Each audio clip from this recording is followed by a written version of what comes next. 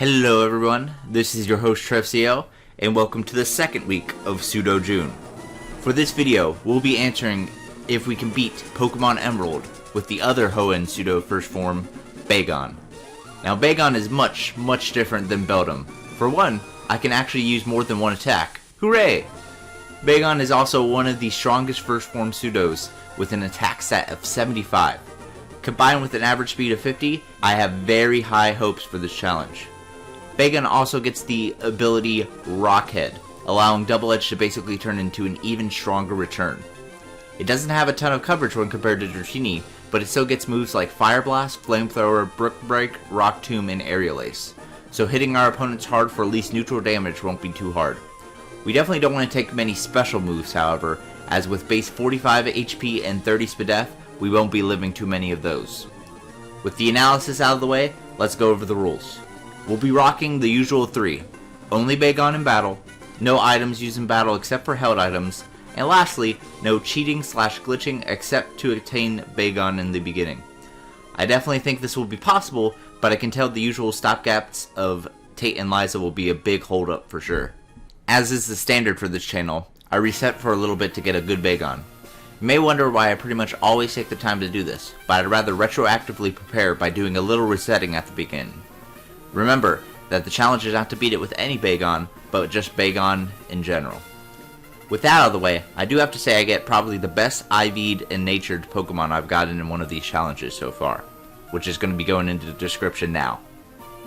Nothing notable happens until I get to the first gym leader, Roxanne. It does take some attempts, as I thought I could beat it since Bite is special in this generation. However, Bagon's special attack stat of 40 is pretty subpar, so that makes up for the low Spadefa for Geodudes. At level 13, I stand no chance, so I decide to grind up and attempt again at level 16. The battle is a very close one, but I'm able to live one last Rock Tomb from Nose Pass and just barely finish it with a Bite. Whenever it comes to the Brawly Gym battle, I'm always stubborn about beating him before I progress very far in the story. I go in at level 18 knowing that by the time I reach Makuhita, I'll level up to 19. Unfortunately, this fight seems to be largely luck dependent. I've got to flinch the Machop at least once with Headbutt, or it's pretty much run over at the start. A bulk up isn't the worst, but most likely will lead to a reset. Meditite is simple, as its only attacking move is Focus Punch. It's only annoying because it takes a while to take it down with Bite, but it allows me to waste one of his super potions at least. And while getting past the first two was annoying, the Makuhita is a whole other story. It's a similar story to Machop, but it's stronger and holding a Citrus Berry. I actually do get a run where it looks like I'm about to win, but I just miss killing it by what has to be 1 HP, and it fires off a full power boosted reversal. So yeah, I need a ton of luck throughout the whole battle. Luckily for me, I have persevered through tougher challenges, so I charge onwards. It's actually the very next run after this one where I'm able to flinch the Machop twice, wear down the Meditite slowly, and then we're back to the Makuhita. I get a flinch first, but then it used 2 bulk ups, putting me in a dangerous position. However, my luck apparently wasn't stopping there, as I get 2 more flinches to finish the fight, and finally defeat Brawly at a mere level 19. We're about to hit a major stopgap in these Gen 3 Hoenn runs, and that's Watson. However, on the way there is another notable fight, the 3rd May battle. I haven't covered her yet in this video, and honestly even this battle wasn't too hard. Her team definitely did some damage to my Bagon, but my Dragon typing allowed me to resist pretty much everything, allowing my high attack stat to do the rest. As I mentioned previously, unfortunately it's time for Watson. The main reason he's a major nuisance in these runs is that the electric typing is only weak to one type, ground. On top of that, his Pokemon just love to paralyze you, especially his Magneton, who is also a steel type, a type most Pokemon this early on don't have coverage for. One positive is that we have learned Ember at level 25, but all that allows for us to do is 3-hit KO the Magneton instead of Headbutt taking 4 or 5 hits. I could also go for Rock Smash, but I can't unlearn that until I get to Lily Cove, as it's an HM, and it's also only 20 base power in this generation, so I'd rather roll with the equally effective Ember. I first start attempting the fight at level 27, thinking that I probably won't win, but it's good to scout to see where I'm at and what strategies I can think up. Right away I can tell I need to grind a little more, as his Voltorb 7 levels lower than me outspeeds and loves to self-destruct, leaving me with a very low amount of health for the rest of the fight. I come back at level 29, and thankfully I'm able to outspeed the Voltorb, though I didn't know at the time if the crit mattered. Since Electrike is no real threat, I focus energy first to see if I can get some bonus luck with the Magneton. Unfortunately, no such luck occurs, but I'm able to get it down with over half my health left. Manectric is looking promising, but I also don't get any crits with it, and Watson still has a Citrus Berry and a Super Potion left, leading to a close defeat. And on my second attempt, I found out it's actually a speed tie with the Voltorb, so I decided to grind one more level to 30 just to make sure I'm good to go. Even at level 30, this is still no walk in the park. But I get the crit I need to take out Voltorb, and then set up my focus energy against the Electrike. Luckily I don't get paralyzed, as I then take it out. I'm still hoping for that lucky Ember crit on Magneton to avoid the permanent paralysis, but no dice on that. I do take it out with a third Ember, however. And last, once again, is this Manectric, but thanks in part to the focus energy from earlier, I score a crit on my second headbutt, leaving Watson in shock and awe. I grab the gym badge and make my way through the next stretch of the story. Emerald has a few long treks between gym badges, and Watson the Flannery is arguably the longest of them all. It has our first run-in with Team Magma, including a battle with Maxie at the top of Mount Chimney. But before that, I decide that now that I have access to Numel, a very common Pokemon that hands out special attack EVs, as well as the Macho Brace, which doubles the EV yield you get from a single defeated Pokemon, I'm going to max out my special attack. My physical attack is already high enough, and there are some fights in the future where I will need to heavily rely on special attacking moves like Flamethrower / Fire Blast, Crunch, and Dragon Claw. In theory, Maxie should have been a first try victory, but I decided to go in without healing, leaving me with about 2/3 of my health. I still nearly did win on my first try, but a high power magnitude denied that. The next try, I get to the Camerupt with more health, although that didn't matter as he merely got magnitude 5, letting me move on with the story. Before I fight Flannery, I decide to circle back around to Fallarbor Town to pick up Return. It won't be too long until I get Double Edge, but might as well get the strongest physical option I have for the time being. Speaking of Flannery, she's a cakewalk in this particular run. Return runs through her first 3 Pokemon with ease, but I know it won't be enough for her tanky Torkoal. I actually misclick Ember at first, but Lady Luck smiles upon me despite my mistake, allowing me to crit the Torkoal and finish it from near full health with a Dragon Breath. Feels nice to have a first try victory after basically every battle taking at least a few tries, especially the last 2 gyms. It takes almost no time at all to make it back to Norman, though to be honest, I'm a bit nervous for this fight. Norman is another one of those notable tough fights in these Gen 3 challenges, and being just level 40 entering his gym makes it seem like I'm under-leveled for where I'm usually at. Although, I guess if we're comparing it to the level 55 Beldum had to be at this point to beat him, that's probably not the best comparison. Either way, I reach him at level 41 and start off my first attempt by realizing that I should really limit my use of Dragon Breath. Normally its high chance to paralyze is amazing, but in a gym battle where everything has good attack and stab facade, it's not in my best interest to double the power of that move. As you see with Vigoroth, it nearly obliterates me from basically full health. Granted it was a crit, but still terrifying damage for a Pokemon 14 levels lower. Despite learning that I have to tiptoe around using Dragon Breath, it only takes me 5 tries to defeat him. Spinda isn't a problem assuming it doesn't confuse me, and I take it down in 3 hits including the potion. Vigoroth and Linoone also can just barely live a return, but thankfully my high defense lets me eat up their slashes pretty well. In this Bagon run, Norman saves his best for last, Slacking. For my Beldum run, I know Slacking is packing counter, and alongside his superior defense, attacking him on the special side is my strategy. I'm going for Crunch to 1, avoid paralyzing him with Dragon Breath, and 2, hopefully get a special defense drop. Everything works out as thanks to him only going for 1 facade, and me eating an Oranberry earlier in the fight, I just tank a hit and finish the job with 1 last Dragon Breath. There's another bit of story between now and the 6th gym, but taking out Team Aqua at the Weather Institute and then following that up with our second to last rival battle with May is no problem at all, and it's on the 4-Tree City and Winona. She can either be a complete pushover or another incredibly tough battle depending on the challenge. Luckily for me, it's the former and not the latter. I do have to point out that it did take me 2 tries mainly because, just like the Maxie fight, I didn't go in at full health. This time was accidental, however. Second time I do go in at full health and the fight goes much smoother. Swablu can't do its Parashon shenanigans because Return Oko's it. Altaria is by far the biggest threat due to the fact that it knows its own Dragon Breath, which hits me incredibly hard on my very frail special side. I was prepared though, as though it does a ton of damage. The Citrus Berry I'm holding brings me back to about 55% of my health. Although, as it turns out, I didn't even need that bonus health, as Tropius only goes for Sunny Day and return 2 shots it. Pelipper is a stally annoyance, but 2 Dragon Breaths is enough, and even though the Sun fades right as Skarmory comes in, and Ember is a very weak move, my EV training comes in clutch and I 2-hit KO for the W. Unfortunately, we're fast approaching a battle that many who do these challenges know and fear, but first we've got more story to do, mainly Magma Hideout and Aqua Hideout. I'll only be covering the Magma one, mainly because there's another Maxi fight, which starts off awful with a swagger into confusion hit, but after that I don't hit myself and I basically have a free boost, allowing me to run amok with return, making this fight a lot easier than I thought it would be. After clearing out Aqua Hideout, we reach Moss Deep, and everything up to this point has been a pleasant dream compared to the nightmare we're about to go through.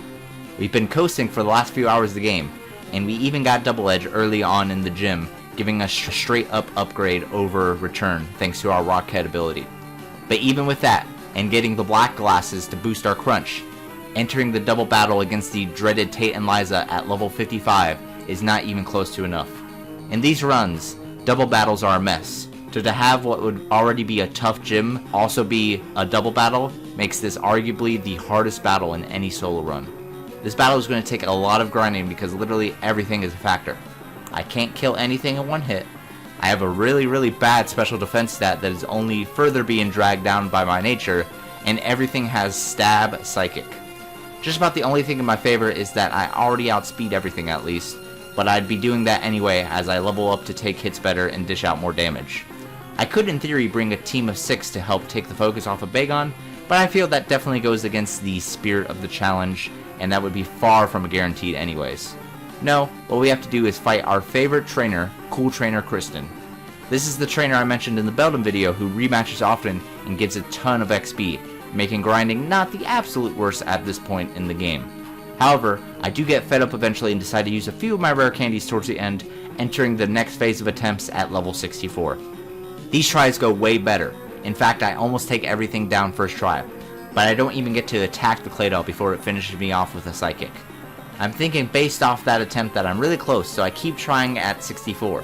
However, the following attempts show that even with the best outcomes, I just take too much damage to make any mistakes. And on top of that, my third attempt shows me Crunch is a roll on Claydol, and clearly not one of my favorite judging off the health that it had left.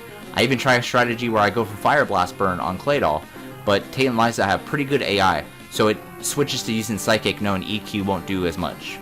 Despite how close I've gotten, I'll need to use a couple more rare candies. And just to be clear, at level 66, once again not a walk in the park by any means. Crunch is still a damage roll on most Pokemon, just now it's a bit more in my favor. A few tries and I get a run where every range goes in my favor, and despite my previous attempts coming just short of victory, this win is pretty lopsided as I still have green health. Not the worst grind I've had to do for Tate and Liza, that's for sure, but still, not exactly a fun one. Thanks to the hellish stretch we just went through, this part of the game becomes a lot more trivial. Kind of a shame for these Emerald runs, but what can you really do? We take on and defeat Maxie and Tabitha at the Moss Deep Space Center, dive deep into the depths to fight Archie for the only time, only for him to awaken Kyogre regardless of him losing the fight, and grab Rayquaza to basically finish the story of Emerald, leaving us with only the last gym fight and the Elite Four left to do. We fight a lot of trainers on our way to Juan, so we reach him at the incredibly nice level of 69. Now, does he leave us with a low amount of health by the end of the fight? Yes, in part because once again I entered with a lower amount, but also because Cecilio had Stab super effective Aurora Beam. But even with that, was he really ever a true threat?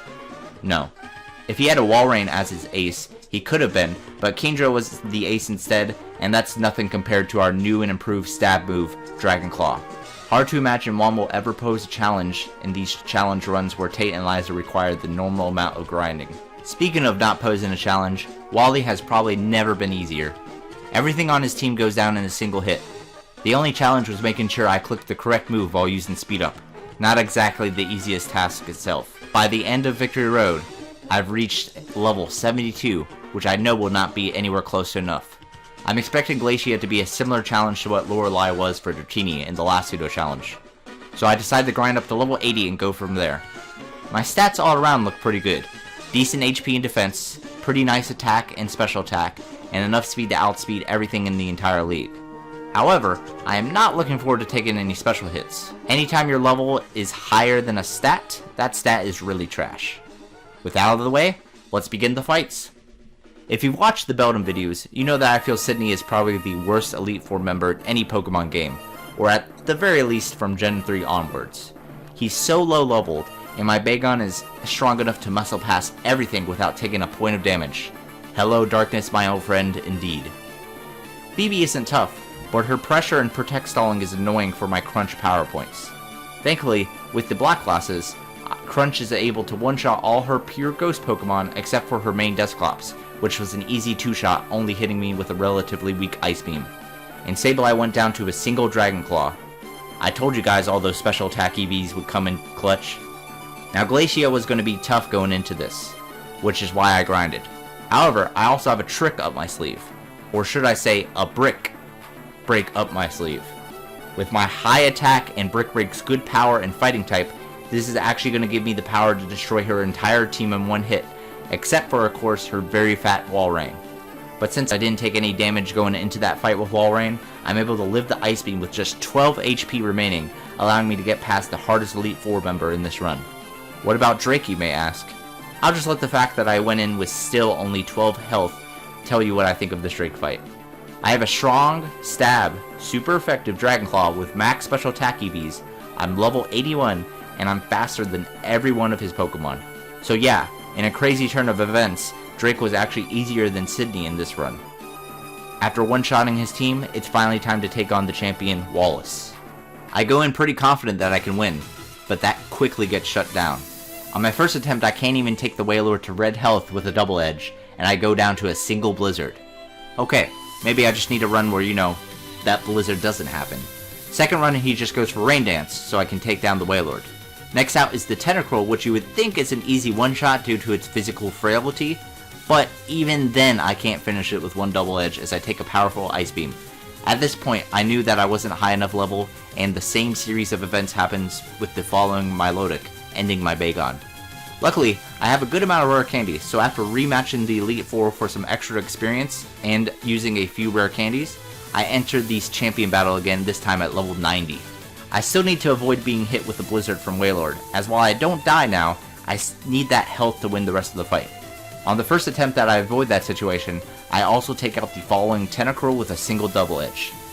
Milotic still isn't an OHKO, but not only does it not go for Ice Beam, it also misses Toxic, probably the best possible outcome in this exchange. A second double edge finishes it off, and next up is a big problem, Gyarados.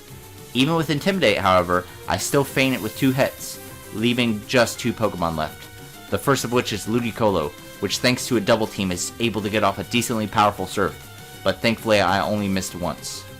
The only Mon standing between me and a glorious victory is Wishcash, but apparently it forgot how doing damage works as Double Edge finishes this champion battle. And with that, the main part of this challenge is complete. In my Beldum run, this is where I finished off. However, I actually think Steven is not only possible with Bagon, but can be pretty easy in fact.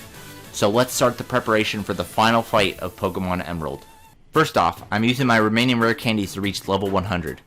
I might have been able to beat Steven without being level 100, but if I have the rare candies, I might as well use them. Next up is attaining the best item in the game, Leftovers. All I need to do to get them is reach the ship that's taken us to the battle frontier and press A on a random trash can in the bottom of the ship. And finally, a moveset alteration. As much as Dragon Claw and Double Edge have been huge for most of the endgame, I have much better options to take advantage of. I teach Substitute to Bagon from the Move Tutor at the top of the Lily Cove department store, and I finished by teaching Flamethrower after obtaining it from the game corner in Mauville. So my final set will be Substitute, Flamethrower, Brick Break, and Crunch. The plan is to set up a sub for basically free against the Skarmory, use Flamethrower for Metagross and Armaldo, Brick Break for Aggron and Cradily, and finally Crunch for Claydol. With that strategy breakdown out of the way, let's take on Steven. The first turn works out perfectly, as my sub blocks his Toxic, and the next turn Skarmory goes down to a single Flamethrower. Unfortunately though, Because Aggron is so incredibly tanky, a 24 level advantage and double effective Brick Break is not enough to take it out. This allows my sub to get broken by Dragon Claw, so I have to accept that as in comes Claydol.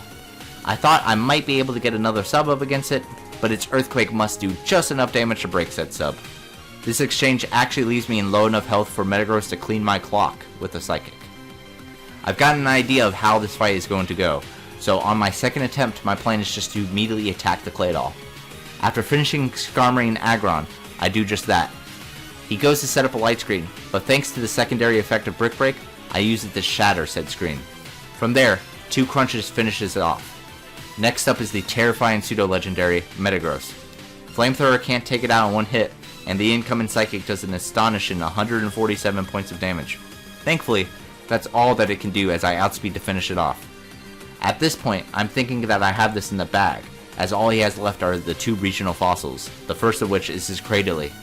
This should be a free sub as it goes for Ingrain first, but just as Brick Break is about to do the job, it crits with an Ancient Power, leaving my sub broken and without enough health to make another one. I'm forced to take it out with another Brick Break. I'm at such a low amount of HP, and Armaldo definitely has the power to 2-shot me if I can't 2-shot him first. And to my horror, Flamethrower just misses out on the 2-hit KO, but I get the burn, which halves his attack, allowing me to not only live 2 Ancient Powers, but also the burn damage allows it to die in 2 Flamethrowers, which avoids the full restore he can use. And with that, I have beaten Pokemon Emerald in its entirety with only a single Bagon. Technically, credits don't roll after this fight like they do with Red, but thanks to the power of video editing, they can. I've gotta say, this was a really fun challenge, especially for the ending fight, since it's not too often you get to fully utilize competitive strategies like sub 3 attacks with leftovers. At the end of the day, while the Dratini challenge was easier and shorter, I will say that the Bagon challenge was the more enjoyable one. But anyways, I want to thank you guys for watching. Remember to like, comment, and subscribe if you haven't already, and to check out the first link in the description to see how you can help out the Black Lives Matter movement. We're halfway done with the first Pseudo June on the channel, so next week for the 3rd week, be on the lookout for Dino only in Pokemon Black. See you guys next time!